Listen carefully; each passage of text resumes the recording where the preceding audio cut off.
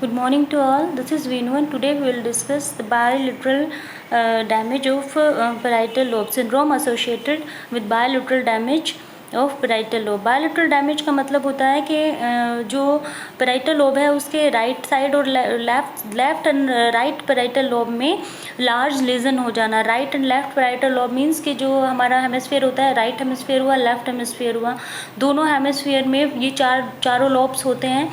तो right hemisphere का parietal lobe भी और लेफ्ट हेमिस्फीयर के पैराइटल लोब में भी अगर डैमेज हो जाता है, दोनों तरफ के जो पैराइटल लोब डैमेज हो जाते हैं, तो उसकी वजह से व्यक्ति के अंदर कुछ सिंड्रोम, कुछ सिम्टम डेवलप हो जाते हैं।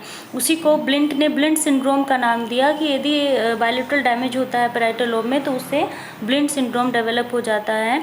ब्लिंट सिंड्रोम को प्रपोज किया था ब्लिंट ने 1909 में। जो इन्होंने बताया कि ये एक visual attention and motor syndrome होता है। जो ब्लिंट थे उन्होंने एक पेशेंट को स्टडी किया, तो उस पेशेंट को में जो था उसका पैराइटल लोब डैमेज था।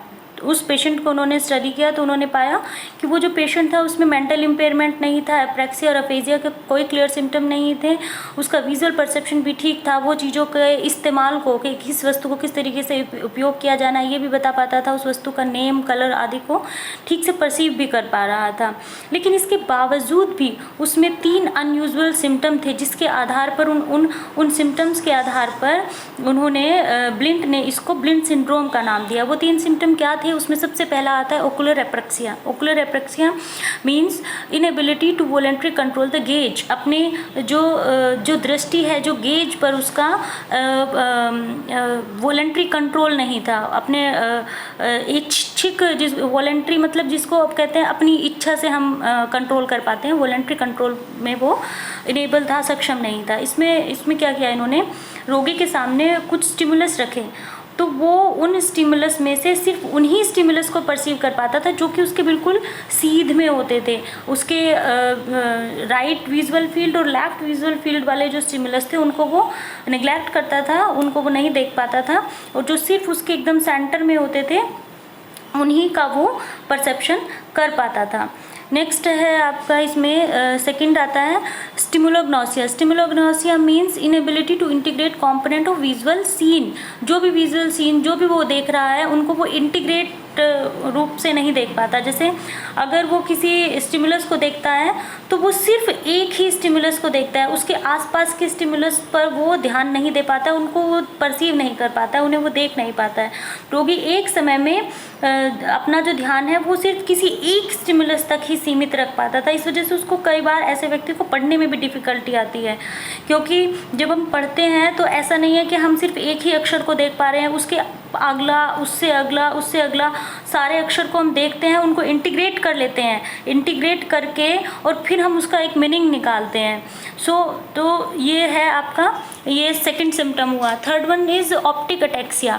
Optic ataxia means inability to accurately reach for an object with visual guidance. अगर किसी टारगेट ऑब्जेक्ट तक हम व्यक्ति को पहुंचाना चाहते हैं तो हम उसको विजुअली गाइड भी कर रहे हैं, लेकिन फिर भी इस गाइडेंस के बाद भी वो टारगेट ऑब्जेक्ट को देखने में, उस तक पहुंचने में उसको डिफ़िकल्टी होती थी, कठिनाई होती थी। इसको कहा गया ऑप्टिक अटेक्सिया।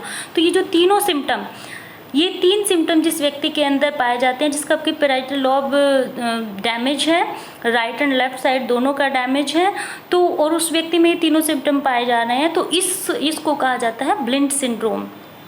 नाउ आगे उन्होंने बताया कि जो पैराइटल लोब और जो टेम्पोरल लोब होता है उनके बीच का एक एरिया होता है। अगर इनके बीच के एरिया किसी कारणवश डैमेज हो जाता है तो व्यक्ति को मेमोरी और पर्सनालिटी डेफिसिट से रिलेटेड प्रॉब्लम आने लगती है, उसकी जो है मेमोरी और पर्सनालिटी डेफिसिट हो जाती है। Left parietal lobe lesion, left parietal lobe में लीजन हुआ तो उससे व्यक्ति की वर्बल मेमोरी इम्पैक्ट करेगी और ability to recall string of digit, जो डिजिट स्पैन है वो भी उसका खराब हो जाता है, वो डिजिट स्पैन उसका कम हो जाता है। राइट पैराइटल टेम्पोरल लोब में अगर लीजन हो जाता है तो व्यक्ति की नॉन वर्बल मेमोरी प्रभावित होती है और व्यक्ति की जो पर्सनैलिटी है उसमें सिग्निफिकेंट चेंजेस आ जाते हैं। एक और ब्लिंड सिंड्रोम के अलावा और इसको बोला जाता है एस्ट्रोग्नोसिया। एक्स्ट्रोग्नोसिया हो जाता है व्यक्ति के अंदर। एस्ट्रोग्नोसिया मीन्स टेक्टाइल एग्नोसिया, कि व्यक्ति किसी भी वस्तु को स्पर्श करके पहचानने में असमर्थ होता है। उसको, जैसे कि कई बार ऐसा होता है कि हमारी आंख बंद करा दी जाए और कोई ऑब्जेक्ट हमारे हैंड में दिया जाए तो हम उसको टच करके, छू के बता पाते हैं कि ये क्या है। ये एक ग्लास है, ये ग्लास जैसा लग रहा है, ये बोतल है, छू के बता देंगे कि ये पेन जैसा लग रहा है, ये पेन है। लेकिन अगर किसी व्यक्ति को पैराइटल लोब में बायलैटरल डैमेज है, बायलैटरल लीजन है, तो व्यक्ति के अंदर एस्ट्रोग्नोसिया डेवलप हो जाता है। एस्ट्रोग्नोसिया को टेक्टाइल एग्नोसिया भी कहा जाता है। और इसमें रोगी क्या करता है कि किसी भी चीज़ को टच करके वो नहीं बता पाता है कि ये क्या है। तो इसकी ये कब होता है ये सिंड्रोम? ये तब होता है जब राइट पोस्टीरियर पैराइटल रीजन में डैमेज हो जाता है। नेक्स्ट है, एक प्रॉब्लम और डेवलप हो जाती है जिसको कि कहा जाता है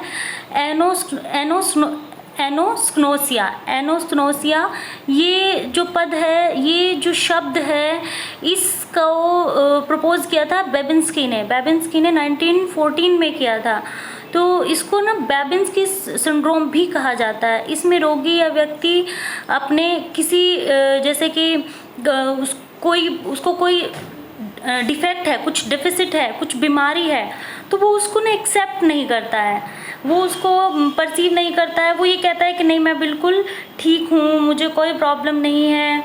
तो वो अपने, मतलब बेबिंस्की सिंड्रोम में व्यक्ति अपने अंदर किसी भी बीमारी या किसी तरह की प्रॉब्लम होने को एक्सेप्ट नहीं करता है, वो उसको परसीव नहीं करता है। जैसे अगर व्यक्ति के लेफ़्ट साइड में हेमीप्लीगिया हुआ या फिर पैरालिसिस हुआ, तो जो ये इसलिए होता है कि व्यक्ति का जो राइट पैराइटल लोब है उसमें लीजन हुआ, इसकी वजह से व्यक्ति को पैरालिसिस हो गया। लेकिन ऐसे जो व्यक्ति होते हैं, ऐसे जो रोगी होते हैं जिसमें एनोसोग्नोसिया होता है, वे क्या करते हैं, वे ये मानते ही नहीं हैं, वो यही कहते रहते हैं कि नहीं, मैं ठीक हूँ, मुझे कोई प्रॉब्लम नहीं है। ऐसे व्यक्तियों में कई बार डिल्यूजन्स डेवलप हो जाते हैं, कई तरह के डिल्यूजन्स उनमें डेवलप हो जाते हैं। इससे अब क्लियर, स्पष्ट रूप से हम ये कह सकते हैं कि जो पैराइटल लोब सिंड्रोम है, पैराइटल लोब सिंड्रोम में कई तरह के लक्षण होते हैं, जिसमें क्या आता है, Gerstmann syndrome and contralateral neglect and lots of symptom can be developed if there will be a damage in parietal lobe. So it's all about, यहाँ के हमारा ये टॉपिक ख़त्म हो जाता है। आई होप कि आपको ये क्लियर हुआ होगा कि पैराइटल लोब सिंड्रोम क्या होता है। ये रेफरेंस बुक है, एक कॉल्बन विश्वास की बुक है। IQ ये है fundamental of human neuropsychology and second one is Singh A K Singh की बुक है, न्यूरोसाइकोलॉजी के मूल तत्व। तो ये जो टॉपिक है ये आपको इन दोनों बुक में अवेलेबल हो जाएगा। आप इसको और डिटेल में पढ़ना चाहते हैं तो आप ये दोनों बुक पढ़ सकते हैं। जो कंटेंट जो मैंने आपको पढ़ाया है वो भी इन्हीं बुक से ही आपको पढ़ाया है। सो आई होप कि ये पैराइटल लोब सिंड्रोम आपको क्लियर हो गया होगा। Thank you.